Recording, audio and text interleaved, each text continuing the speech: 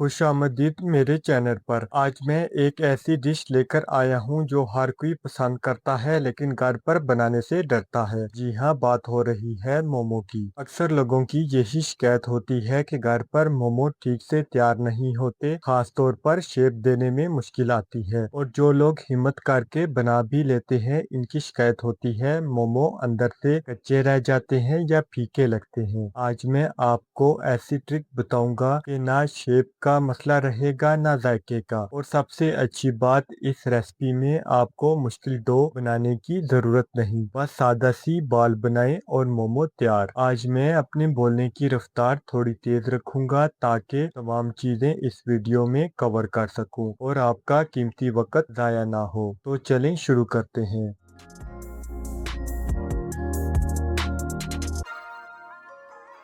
अब फिलिंग तैयार करते हैं। आधा किलो चिकन कीमा लेंगे। अलबत्ता ये मकदार अपनी ज़रूरत के मुताबिक रख सकते हैं, यानी जितने ज़्यादा मोमो बनाने हैं इतना कीमा ले लें। इसमें बारीक कटा हुआ प्याज शामिल कर दें, साथ बारीक कटी हुई शिमला मिर्च भी डाल दें। अब इसमें बारीक कटी हुई बंद गोभी भी शामिल कर दें। फिर 3 से 4 बारीक कटी हुई सब्ज मिर्च शामिल कर दें। अब मसाला डालने की बारी है। 1 खाने का चम्मच लहसुन अदरक पेस्ट, 1 खाने का चम्मच दड़ा मिर्च, 1 खाने का चम्मच नमक, 1 खाने का चम्मच कश्मीरी लाल मिर्च, आधे खाने का चम्मच काली मिर्च और आधे खाने का चम्मच जीरा शामिल कर दें। आखिर में 1 खाने का चम्मच कुकिंग ऑयल डाल दें। अगर आप चाहें तो इसमें मजीद वेजिटेबल अपनी मर्जी के मुताबिक शामिल कर सकते हैं। मैंने यहाँ वेजिटेबल ज्यादा शामिल नहीं की, बल्कि नॉर्मल मकदार रखी है ताकि चिकन का जायका बरकरार रहे। अगर वेजिटेबल ज्यादा डाल दें तो वेजिटेबल का जायका ज्यादा आने लगता है, चिकन का टेस्ट दब जाता है, इसलिए मैंने ये मकदार सूटेबल रखी है। अब इस मिक्सचर को चूल्हे पर रखें और हल्की आंच पर हल्का सा सोते कर लें। ये खास टच है जो मोमोज को जूसी बनाता है और चिकन को कच्चापन खत्म कर देता है। अक्सर लोग कहते हैं मोमोज का जायका फीका होता है, इसमें टेस्ट नहीं होता। तो अगर आप ये तरीका अपनाएंगे तो ये शिकायत हमेशा के लिए दूर हो जाएगी। याद रखें, चिकन को ज्यादा फ्राई नहीं करना, थोड़े से ऑयल में हल्की आंच पर हल्का सा सोते करना है, सिर्फ कच्चापन खत्म करने के लिए। अगर आपने इसे ज्यादा पका दिया तो चिकन सख्त हो जाएगा और बाद में शेप बनाते वक्त मोमोज बाल अच्छे से नहीं बनेंगी। अब इसमें आधा टेबल स्पून सिरका शामिल कर देंगे, 1 टेबल स्पून सोया सॉस शामिल कर देंगे और 1 tablespoon red chilli sauce भी डाल देंगे। इन सबको अच्छी तरह मिक्स कर लें। अब इस मिक्सचर को जूसर या ग्राइंडिंग मशीन में डालकर अच्छी तरह ग्राइंड कर लें। ये मिक्सचर बहुत आसानी से ग्राइंड हो जाएगा।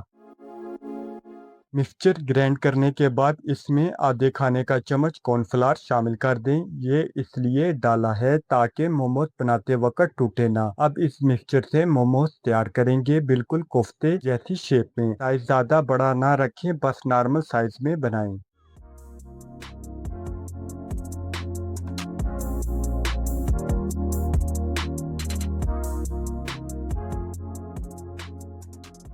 अब हम मोमोज की कोटिंग तैयार करेंगे। 1 कप मैदा लें और इसमें आधा कप कॉर्नस्टार्च शामिल कर दें। अगर कॉर्नस्टार्च ना हो तो आप इसकी जगह कॉर्नफ्लावर या चावल का आटा भी इस्तेमाल कर सकते हैं। अब दोनों चीज़ों को अच्छी तरह मिक्स कर लें। इसमें नमक मिर्च या कोई और मसाला बिल्कुल नहीं डालना, बस खुश्क मिक्सचर तैयार करना है।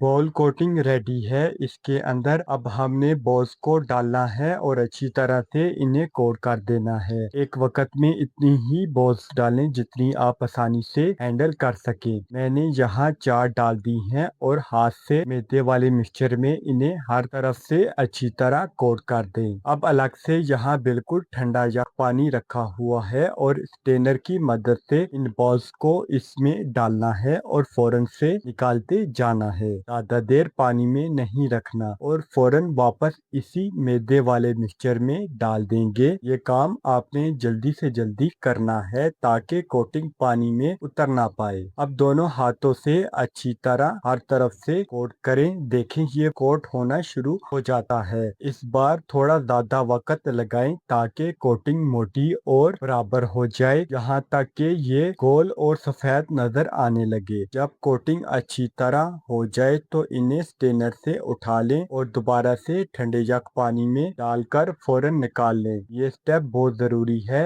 इसी तरह चलाते रहना है। अब वापस मैदे के मिक्सचर में डालकर इसी तरह अच्छी तरह कोट कर दें। ये हमारी तीसरी और आखिरी कोटिंग है, इसके बाद मजीद पानी में डिप नहीं करना। मैंने यहाँ 3 दफा कोटिंग की है और अगर आपको जरूरत महसूस हो तो 4 से 5 दफा तक कोटिंग कर सकते हैं, लेकिन इससे ज्यादा कोटिंग नहीं करनी, बस नॉर्मल कोटिंग ही काफी है। एक जरूरी बात, आप कोटिंग करने के बाद जिस प्लेट में बॉल्स रखेंगे इसको अच्छी तरह ग्रीस कर लें ताकि उठाते वक्त ये बॉल्स खराब ना हो। इसी तरह मैं अपनी स्टीमर प्लेट को भी ग्रीस कर लूंगा ताकि बनाने के बाद उठाते वक्त ये बॉल्स बिल्कुल भी खराब ना हो।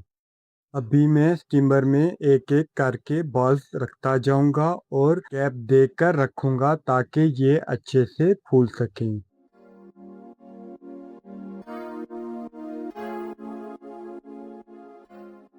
अभी मैं स्टीमर लूंगा और इसमें थोड़ा सा पानी शामिल कर दूंगा और अपनी डम्पलिंग्स इसमें रख दूंगा और इसको अच्छे से कवर कर लूंगा। हल्की आंच पर 30 मिनट के लिए पकाएंगे। अगर आपके पास स्टीमर नहीं है तो आप देगची का भी इस्तेमाल कर सकते हैं, लेकिन इसे अच्छे से कवर कर लें। अभी चिली ऑयल रेडी करते हैं। मैंने बारीक कटा हुआ प्याज लिया है, एक छोटे साइज का हरा धनिया बारीक कटा हुआ, तकरीबन 4 से 5 सब्ज मिर्च बारीक कटी हुई और 6 से 7 जवे लहसुन के बारीक कटे हुए। अब इसमें 1 खाने का चम्मच कश्मीरी लाल मिर्च शामिल करेंगे, आधे खाने का चम्मच काली मिर्च पाउडर शामिल करेंगे, 1 खाने का चम्मच नमक शामिल करेंगे, 1 खाने का चम्मच दड़ा मिर्च शामिल करेंगे, 1 खाने का चम्मच सफ़ेद तिल शामिल करेंगे, आधे खाने का चम्मच गरम मसाला पाउडर शामिल करेंगे, 2 टेबलस्पून सोया सॉस शामिल करेंगे और 1 खाने का चम्मच सिरका शामिल करेंगे। अभी एक फ्राइंग पैन में ऑयल अच्छे से गरम करें और फिर इस मिक्सचर के ऊपर डाल देंगे। चिली ऑयल रेडी है। 30 मिनट हो चुके हैं। अब इसे ओपन करके देखते हैं। आप देख सकते हैं ये डम्पलिंग कितनी अच्छी तरह तैयार हो चुकी है। लास्ट में रेड चिली ऑयल चम्मच की मदद से इस पर शामिल कर देंगे। खाते वक्त आप सोया सॉस का लाजमी इस्तेमाल करें, इससे जायका मजीद इन्हेंस हो जाता है। आज की वीडियो काफ़ी लंबी हो गई है, लेकिन मैंने आपको डिटेल में हर स्टेप बताया है ताकि बनाते वक्त आपको कोई मुश्किल ना हो। अच्छा ये बताएं, आपके इलाके में इसे किस नाम से पुकारा जाता है? अक्सर लोग इसे डम्पलिंग, मोमो या मंतू कहकर बुलाते हैं। कमेंट्स में ज़रूर बताएं। आप ये रेसिपी घर पर ज़रूर ट्राई करें। आपको बिल्कुल इसी तरीके से शेप बनाने की ज़रूरत नहीं, बहुत आसानी से घर पर बना सकते हैं। और आज की वीडियो मैंने आपको एक ख़ास तरह का टच दिया है, जिससे ना तो डम्पलिंग्स कच्चे रहेंगे और ना ही जायका फीका रहेगा। आप देख सकते हैं अंदर से ये कितने जूसी हैं, कहीं से भी कच्चे नहीं हैं। अगर आज की वीडियो पसंद आई है तो लाइक करें और चैनल को सब्सक्राइब करना मत भूलें।